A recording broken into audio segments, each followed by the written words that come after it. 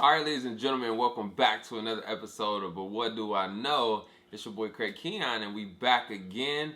Today is February 8th. You know, we're going to keep this ball rolling like we've been doing, but I ain't going to beat around the bush. I'm going to get straight into it.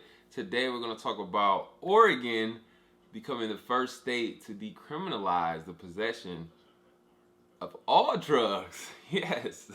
Now, I know that sounds crazy as hell, because it is kind of crazy, but I like it, and let me tell you why.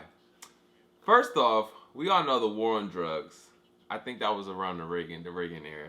But you know, it's been a complete facade. Like they dumped billions and billions of dollars on this war on drugs, and they've yet to win. And we're talking about decades later.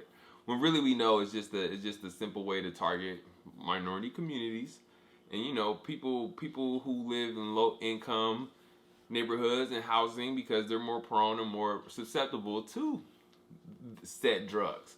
So basically, and I'm reading off of here because I don't like just talking and it don't be factual. I'll be trying to get it from the source. So, looking at the article, so police in Oregon can no longer arrest someone for possession of a small amounts. Now, don't get this twisted. You can't walk around with a pound on you of the narcotic and think you about to be smooth selling. Like, nah, we talking about small amounts, y'all. So a small amount of heroin, methamphetamine, LSD, oxycodone, and other drugs that were on the ballot.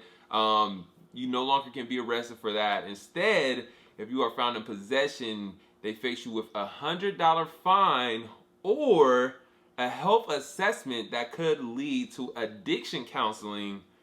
And I think that's amazing. Like, because, you know, even people thrown in jail or prison, the whole point of that is to basically psychologically get them.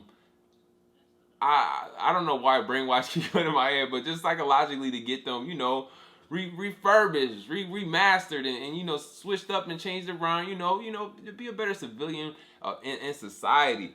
So the fact that, you know, they make it $100 fine plus a health assessment to see if you need addiction counseling, like, those are the progressive measures that I believe we can conduct ourselves with, instead of, you know, because like I said, man, everybody got a story. And even if you do find someone addicted, it's probably some past childhood trauma or current trauma or just something deep rooted going on to make them prone to be addicted to the drug in the first place.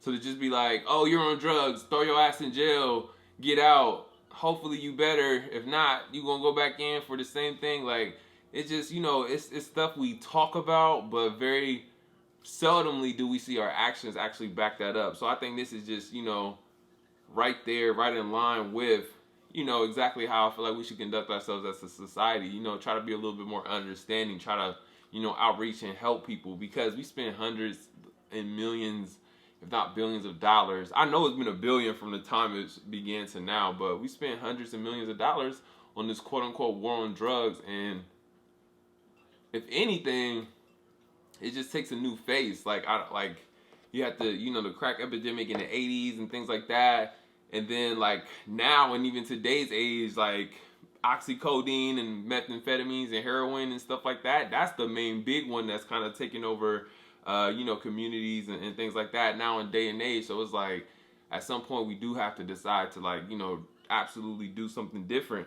And, you know, seeing, you know, Virginia, they just legalized the recreational use of marijuana. And if anybody know about Virginia, like, that's not like one of those progressive states usually, you know, that's like really for those type of things. Like, so I just think we're starting to see that a lot more people are educated about drugs per se and understand the ramifications of drug use. And, you know, we all have the ability to educate ourselves a lot more on usage, and, you know, people who are addicted, what's the proper way to treat that addiction versus, you know, how we go about it now. So I just think that's definitely a big deal. I got to tip my hat off to Oregon. Oregon seems to be really progressive when it comes to stuff like this, because I think it was like 1973 that they stopped the criminalization of possession of marijuana. 73, y'all.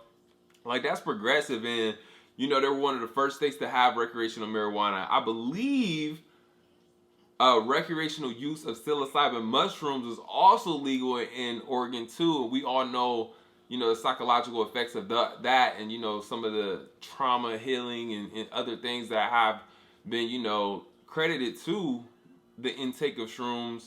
But I'm just saying that to say, like, growing up, especially probably more so my generation, I think maybe people a little bit younger than me, they might not have got it as much. But I remember, certain things just shunned. Like, no way, you shouldn't do it. And, just beat into you. And I think Google and, the internet, period, just allow a lot of us to have the opportunity to, look into this stuff ourselves. Not the propaganda that gets thrown and attached to these things, but to just actually sit down and let me look at this, how this affects my health. Let me look how this affects my mind. All right, I feel comfortable enough with the information I got. Let me actually try it. Oh, this is not exactly what they said it was going to be. It's actually not as harmful as they say. And this is not me encouraging anybody to intake any drugs, but I do feel like there are certain drugs out there that's Schedule 1. You shouldn't have at all, and it shouldn't be in that category, that criteria, period, because they're the pros versus the cons. Like, that list on the cons is minuscule versus the pros that you can get it. And we kind of already letting up with marijuana and THC and the CBD oils and things like that, and how it's more normalized to intake and use that stuff. And honestly, I look at it the same way somebody can come home, have a beer, have a glass of wine. I feel like we should look at weed the same way, and people can't do it. Now, with anything, you can't get abusive. You can't have an unhealthy relationship with anything in this world. Like, you could take too much goddamn creatine when you go into the gym, or other things. Like, you could drink way too much caffeine on a daily basis. Like, you could have an addictive relationship with anything. So with that being said, that can be the case with marijuana too. But I do feel like you can have a healthy relationship with it, and you can intake it just like we do these alcohol and whatever. And don't even get me started on the numbers. There's way more deaths credited to alcohol on a yearly basis than there ever is for weed. So I'm glad to see we're finally growing up as a society. We're getting a little bit more educated, and we're proceeding and making our steps. And I know Oregon, they always kind of on the front runner. It's kind of like a test site, because we're going to see what happens. People being able to have heroin and methamphetamine and stuff like that on them in small amounts. Like, we're going to see how that works out, but just the fact that they're willing to try and do something different, something a little bit more progressive, that, instead of just throwing these people in jail and saying that you're no good to society, it's just like, all right, $100 fine. And you know what, we're going to do an assessment, see if you have an addiction issue, and, try to get you some counseling and care.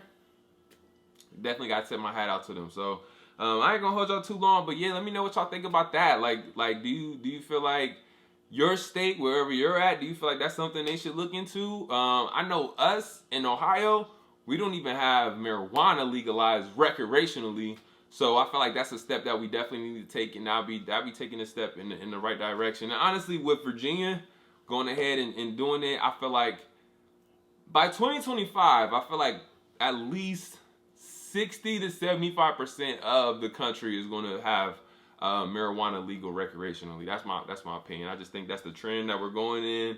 And like I said, it's just way too much information and too much knowledge to have that same stigma and criteria wrapped around weed like how we used to do.